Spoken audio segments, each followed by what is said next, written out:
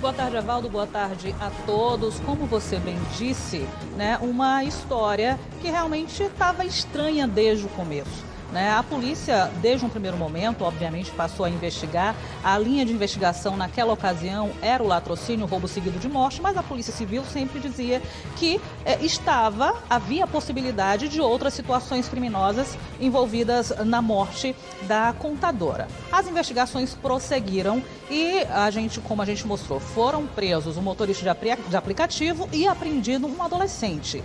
Continuava a investigação porque existia a possibilidade de uma terceira pessoa. E a terceira pessoa, colocada no local do crime, é o próprio marido da vítima, preso na noite de ontem no bairro Passaré, aqui em Fortaleza, quando ele saía da casa da sogra dele, ou seja, da mãe da moça. A Polícia Civil deu cumprimento a esse mandado de prisão expedido pela Justiça e tem outro detalhe importante.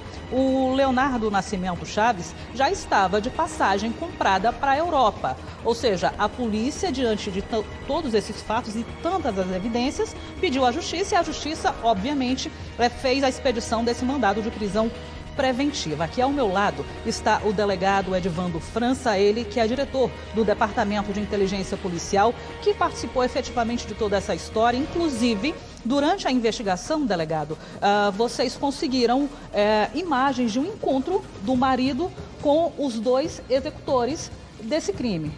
Boa tarde para o senhor. Boa tarde a todos. Realmente a Polícia Civil, ela é uma Polícia Civil técnica, uma polícia técnica que trabalha com provas, né? Então, nenhuma linha de investigação ela é descartada sem antes ter uma prova que faça esse descarte. No caso, o latrocínio aparentava ser a investigação correta naquele momento, mas as outras linhas sempre estavam sendo monitoradas pela Polícia Civil. As provas foram surgindo, provas técnicas que estão nos autos, e culminaram na prisão, na representação por parte da Polícia Civil, através de um trabalho de investigação feito pela Delegacia Metropolitana de Aquiraz, muito bem feito, e culminou na representação pela prisão preventiva desse suposto infrator. O Poder Judiciário deu os mandados e ele foi preso nessa madrugada. Delegado, esse encontro do marido com os dois suspeitos foi horas antes, na verdade, do crime?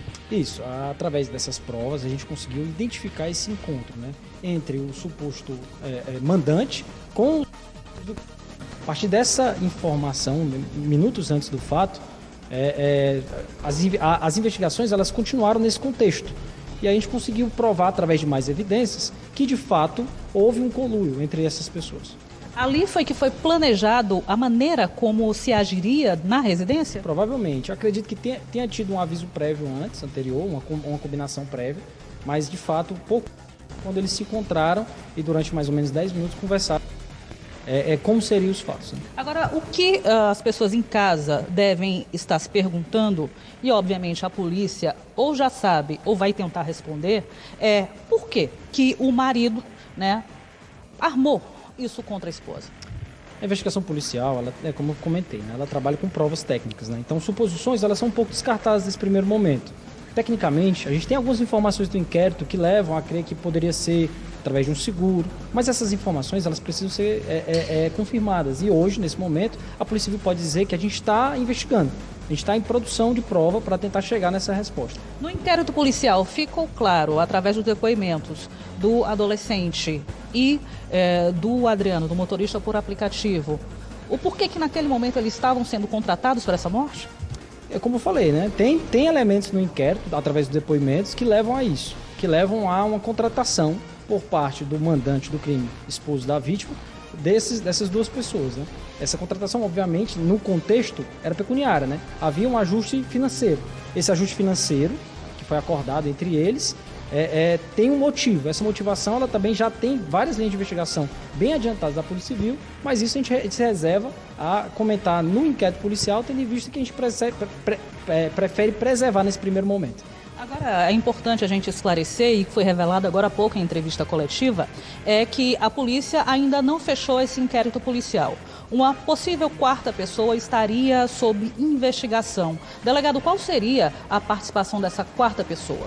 Como a gente comentou, anteriormente a gente teve a linha de raciocínio do latrocínio, por exemplo. Se naquele momento a gente encerra o inquérito policial ia ser encerrado com o latrocínio e com uma pessoa solta, né? Agora, nesse momento, é homicídio. E nesse contexto, eu tenho 3 pessoas. Não terminou ainda o inquérito policial. Ele continua em andamento para tentar investigar e chegar à conclusão se tem ou não outras pessoas envolvidas. Delegado, o Leonardo, ele foi indiciado por quê? Ele está sendo indiciado por quê? O indiciamento é só no final do procedimento, né? Ele foi preso e o crime é de homicídio qualificado. A questão do feminicídio também depende muito da motivação, então isso também tem que ser melhor entendido, né? Faz parte ainda desse fechamento de trabalho. É claro, como eu falei, o inquérito não encerrou, as investigações continuam através do belo trabalho feito pela Delegacia Metropolitana de Aquiraz. Bom, a Polícia Civil, obrigada, delegado, a Polícia Civil, como eu bem disse, continua as investigações, né, porque surgiu essa quarta situação, esse quarto ator no meio dessa história macabra aí, que infelizmente teve como vítima essa contadora, no caso a Caiane.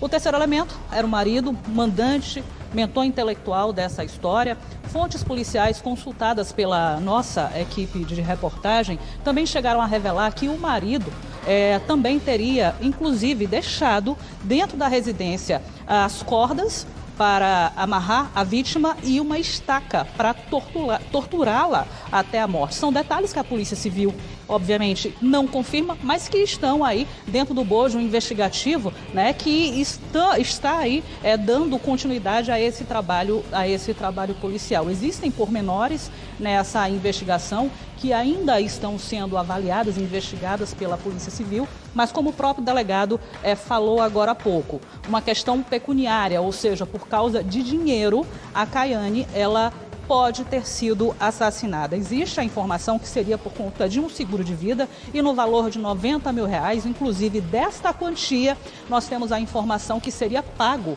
o resto do valor para a morte, né, dos assassinos que praticaram esse crime. Obviamente, a Polícia Civil acaba se resguardando muito desses detalhes, mas as fontes que nós temos nos revelaram todas essas informações, enfim, são informações importantes, até mesmo porque se precisava, né, saber o porquê que essa moça foi morta dessa forma e por que também, diante do cenário que foi apresentado no primeiro momento, ela foi torturada, enfim, da forma como foi, acabou sendo executada e o marido não. Realmente a história estava mal contada e a partir da prisão do marido, que seria o mandante, a polícia está bem próximo de chegar ao fim desse inquérito policial. Eu retorno com vocês ao estúdio. Obrigado, Manu, pelas informações. Obrigado aí, tá? Agradeço aí ao delegado, né? E parabenizar aí a polícia, né? Por ter aí chegado, pelo menos até essa fase de inquérito aí, a essa conclusão, tendo em vista de que a prisão dele pode ter sido fundamentada nessa suposta viagem, né? Pode ter sido fundamentada nessa suposta viagem, né? A instrução criminal deve ser preservada, deve continuar e a polícia acredita que outras pessoas também estarão sendo investigadas por conta dessa morte. Umas versões totalmente sem pé e sem cabeça, tendo em vista que o cara chega para a polícia e diz: não, eu fui abordado pelos caras, estava aguando, aí foi abordado, eles me trancaram lá no quarto, não fizeram nada, não tocaram nada nele, né? Aí depois mataram a mulher com um pedaço de pau. Que é isso? Se abordaram com o quê? Não tem nem dizendo que arma. Qual bandido que vai abordar uma pessoa com a arma de fogo e vai procurar um pedaço de pau para matar uma pessoa? Não, ele mata ali com bala mesmo, tá? E outra coisa, o carro, e a versão de que o carro tinha sido roubado também, ficou a 300 metros da casa, meu amigo. Aí os caras sair daqui da Jardim das Oliveiras para roubar 2 celulares, olha a distância. Claro que a polícia foi muito mais além, né? Deixou a pessoa bem à vontade, até porque para se realizar uma prisão tem que ter uma fundamentação segura, porque não pode prender só em achismo, tem que ser preso com provas periciais, provas testemunhais, provas materiais. Isso é de fato notório, né, Márcio? Valdo, a prisão preventiva, quando você pega em flagrante, você prende direto, é segurado ali pelo flagrante e depois transformado essa prisão em flagrante em prisão preventiva.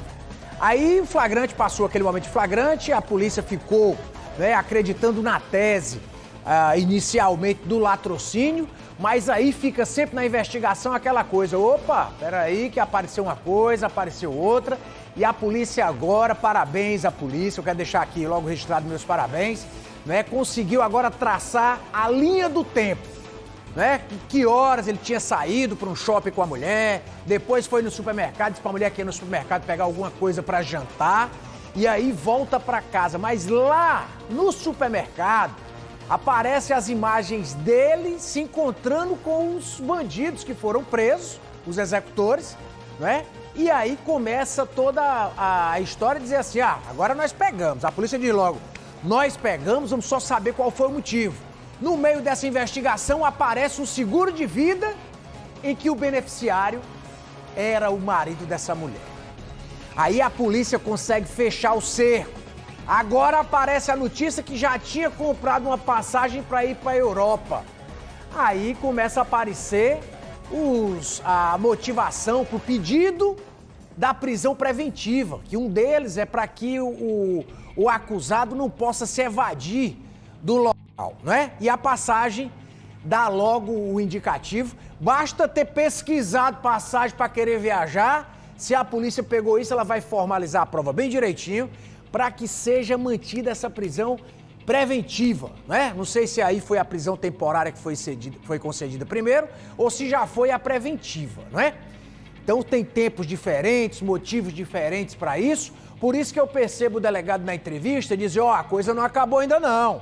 Há a possibilidade de ter uma quarta pessoa, não é? Porque aí o cerco vai fechando, não é? Na hora que pegar as imagens aí do encontro, não é? Do marido da mulher com os executores no supermercado, tá aí essas imagens que vocês estão vendo aí, não é? Quando pegaram esse encontro, levaram logo os dois presos para dizer, vem cá, olha aqui para essas imagens, conta a tua história agora. E aí um deles já falou tudo como aconteceu, então a prova vai ficando cada vez mais robustecida, né? E esse canalha, covardão, esse marido dessa mulher, a mulher dormia com o inimigo, né? Tem um filme, Dormindo como Inimigo. Ela dormia com o inimigo que foi preso, saindo ontem à noite da casa da sogra. Ele estava lá consolando a sogra, né? Dizendo que era isso, que era uma tragédia. Agora eu vou passar o tempo fora. Será que era essa a história, hein, meu amigo Evaldo? Não se engane, viu, Márcio? Pessoa que forja uma situação dessa, para tirar uma vida, para levar vantagem em cima de dinheiro, a pessoa é capaz de qualquer coisa, né? É isso aí. Daqui a pouquinho a gente vai voltar a falar sobre esse caso, né? E assim que surgir mais informações, a gente vai passando durante aqui o Cidade 190, tá?